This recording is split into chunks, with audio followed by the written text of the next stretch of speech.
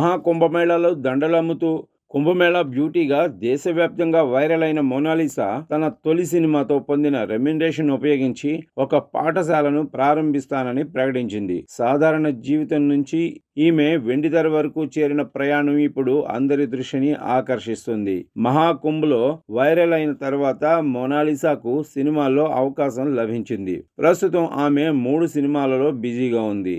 వీటిలో 2 తెలుగు సినిమాలు, 1 Hindi cinema the diary of Manipur. ఇటీవల తన హిందీ సినిమా ప్రారంభోత్సవ కార్యక్రమానికి హాజరైన మోనాలిసా తన జీవిత ప్రయాణాన్ని గుర్తు చేసుకుని భావోద్వేగానికి గురైంది. తాజాగా మోనాలిసా మళ్లీ ప్రయాగ్రాజ్కు వెళ్లి గంగా తల్లికి ప్రత్యేక పూజలు నిర్వహించి కృతజ్ఞతలు తెలిపింది.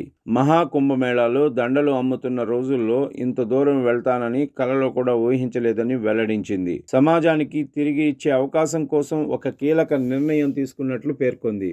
తన తొలి సినిమాతో వచ్చే రెమ్యునరేషన్ను ఉపయోగించి మధ్యప్రదేశ్లోని ఖార్గోన్ జిల్లాలో బాలికల కోసం పాఠశాల ప్రారంభించడం తన కల అని మోనాలిసా చెప్పారు. ఆ ప్రాంతాల్లో బాలికలకు సరైన విద్యావకాశాలు లేవని, చదువుకోని యువత వెనుకబడిపోతుందనే ఆవేదనను వ్యక్తం చేశారామె. మోనాలిసా బాలికల విద్య ద్వారానే సమాజంలో నిజమైన మార్పు సాధ్యమవుతుందని, అందుకే తన సంపాదనను వ్యక్తిగత సౌకర్యాల కోసం కాకుండా భవిష్యత్తు తరాల కోసం ఉపయోగించాలని అనుకుంటున్నానని తెలిపారు. ఈ విధంగా ఆమె సినిమా, ఫిలాంథ్రోపీ రెండింటినీ సమానంగా కొనసాగిస్తున్నారు.